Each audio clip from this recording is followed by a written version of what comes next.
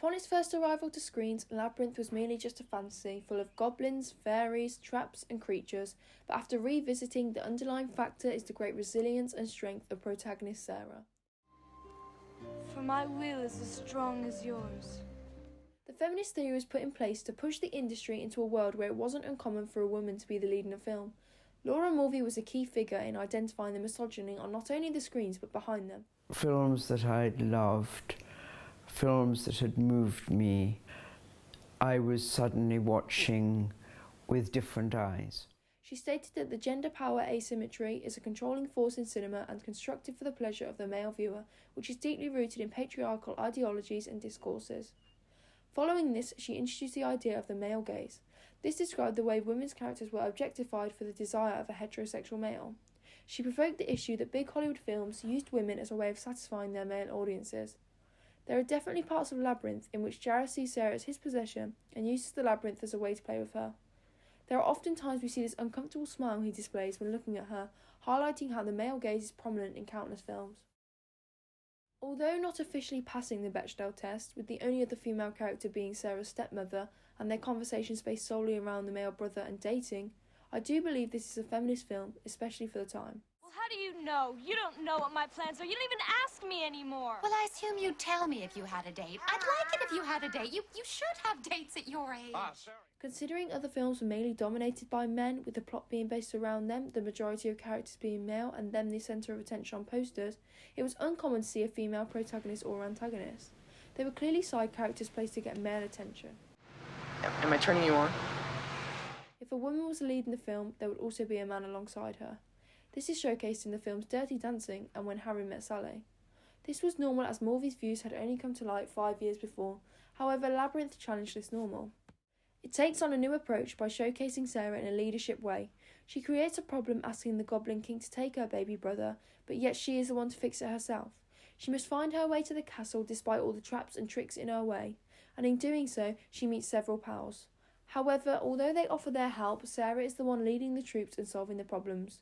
Considering all her helpers are male, this is progressive in the portrayal of women as they are usually led by men. Without my permission. Well, may we have your permission? Well,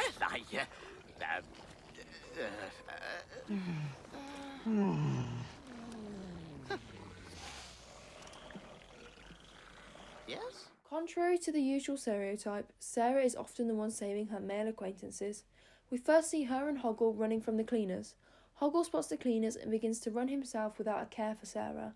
However, she begins to run, grabbing his hand and helping him run faster. He then trips, to which Sarah risks her own life to stop and save him, testing the conventional image of men saving the damsel in distress. You okay?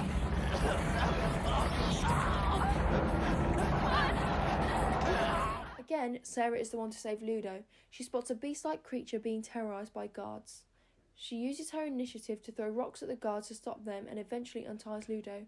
She shows no sign of fear and uses the stereotypical saying, "throw like a girl," to her advantage. Just hang on. I'll get you down.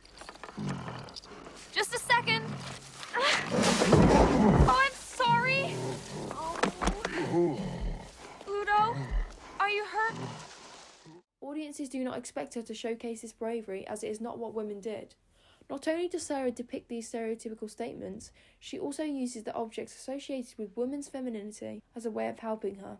She uses lipstick to draw arrows on the stone, showcasing the direction she has gone. Later, we see Hoggle and Sarah in another situation. Hoggle is dangling above the bog of eternal stench, and Sarah is the one to pull him to safety. Even after the numerous of times Sarah is a friend to Hoggle, he still betrays her. Ow! What did you have to go into a thing like that for? Do what? You mean rescue you? He often runs off without the others. This is very different to prior films, as it showcases the men in a cowardice way. It's Hoggle's friend! Hoggle! You coward! There are many instances he shows his disbelief in Sarah, and this isn't surprising considering she's not only a female but a teenager. You'll never get through the labyrinth. Cool. As well as this, Hoggle is also the one to give Sarah the fruit that sends her into the ballroom, feeding into the unusual obsession Jareth has with her. It appears he wants her to view him in a sexual way, wearing extremely tight clothing, leaving nothing to the imagination, and desperately forcing her into this fantasy ballroom dance. At first, she does seem to want Jareth, as she continuously searches for him in the crowds of massed people. Although once they finally meet, her consciousness kicks in and she breaks away from the fantasy he created for himself, demonstrating the sheer strength of Sarah as she can resist the thing that brought women to the screen in the first place, male satisfaction.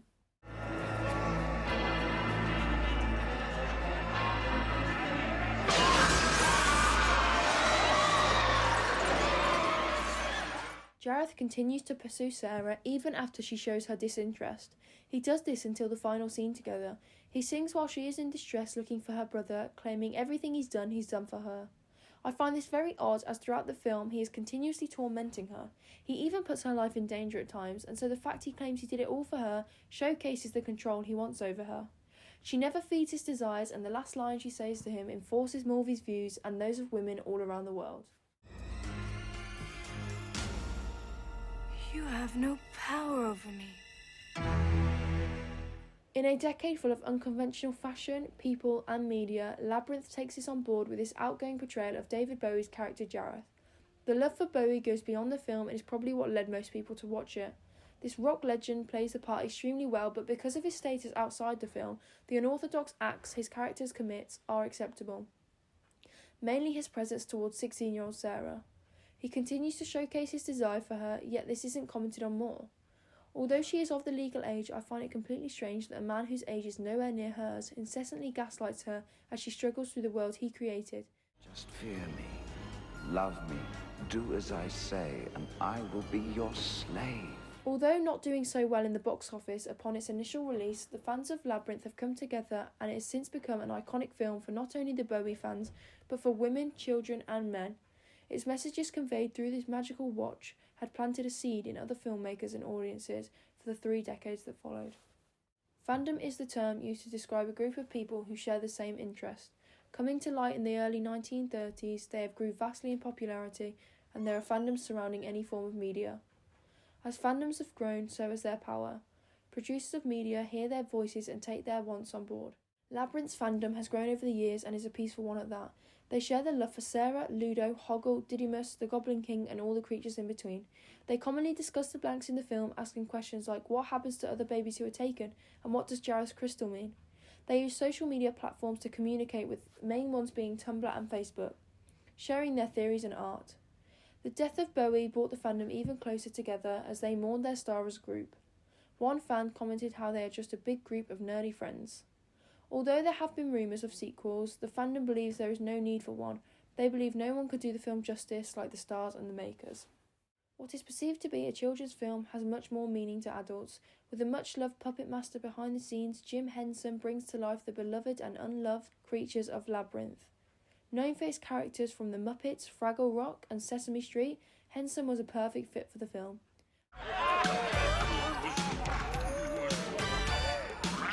Utter White Lies comments on the puppets never looking realistic but crucially being real. This interpretation aids in the reasons why Labyrinth is loved by so many. The fandom has grown with the film and it will always resonate with them. Henson said, "My hope still is to leave the world a bit better than when I got here." I think fans of Labyrinth would agree he certainly did this. You do? Well, why didn't you say so?